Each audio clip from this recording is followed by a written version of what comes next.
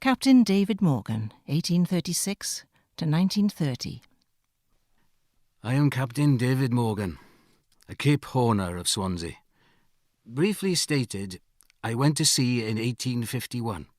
My father allowed me to go, thinking that one voyage would satisfy all my inclinations to a nautical life. But his hopes were in vain, for I was apprenticed during the following year, 1852, at the age of 16. I obtained my master's certificate in 1864. The next 30 years were spent in long voyages round Cape Horn, altogether making 33 voyages and crossing that dangerous cape 66 times. I carried copper, nitrates, guano, hides, and so on.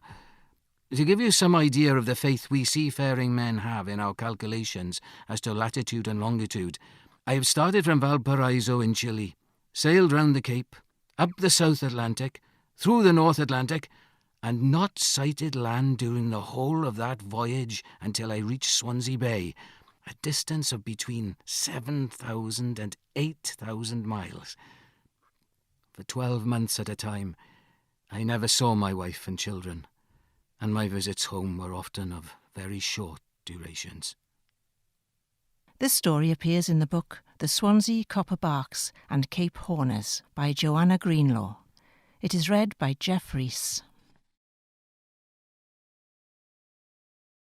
The Furnaceman, 1850. It is 1850, and I am a visitor to the Havod Copper Works. I saw two of the workmen at dinner at the fireplace of one of the calcining furnaces, and I questioned them. One was a robust and healthy-looking young man who had been only a few months in the works. The other looked spare and sallow, was married, and his wife and daughter, clean and well-dressed, were waiting whilst he made his dinner. They were dressed, as nearly all the labouring men dress here whilst in their work, in white canvas trousers, a blue woollen shirt and checked neckerchief.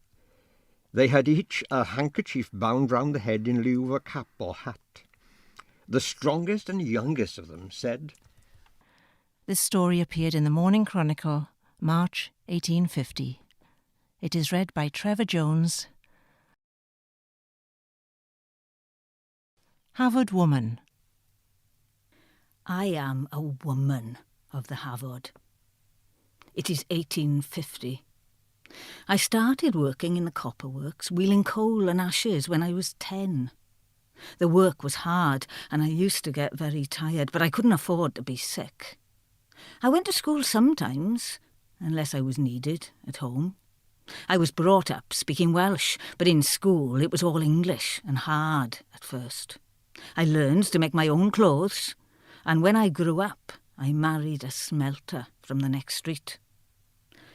I look older than your mother, thinner than your wife, more careworn than your sister, and harder than your daughter. I always eat after my husband and children.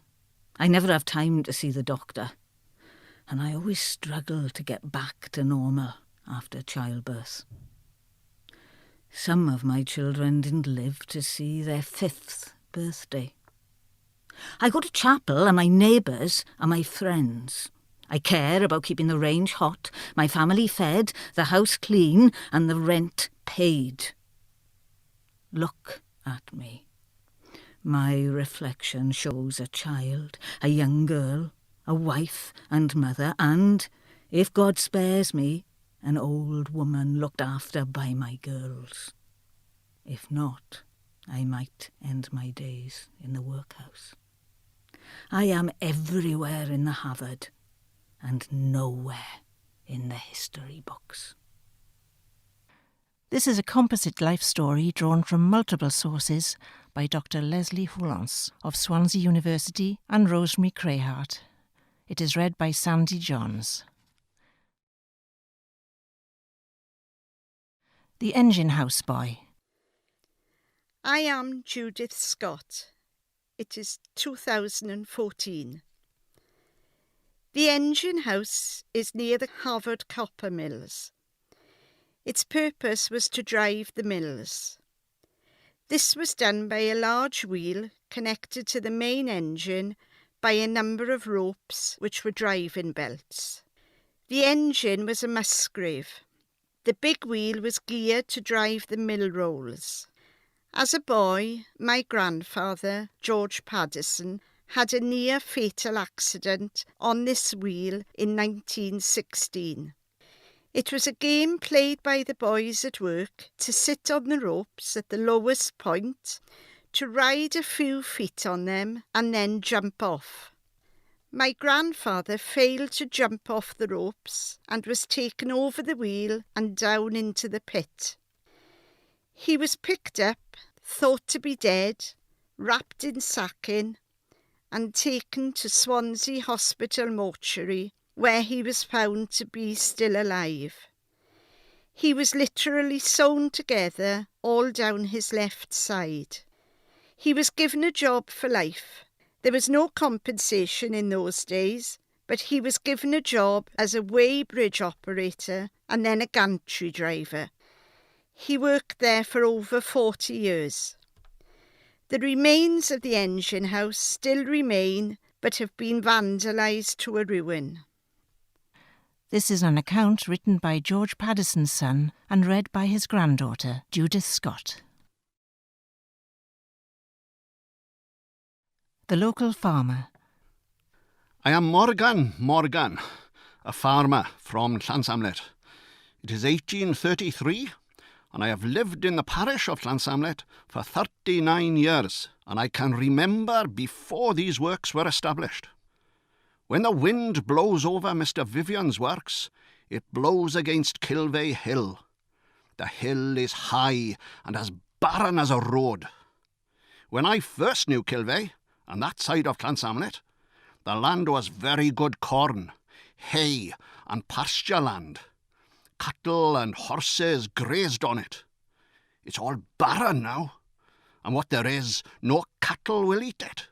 If they eat it, it will poison them. The smoke has an effect through the bones, breaks the ribs of the cattle, and produces large knobs on their legs, some lying down and could not stand. Many of the farms are now untenanted because there is no grass or culture for the cattle or horses. There are no trees there now, but I can remember oak, ash, and sycamore.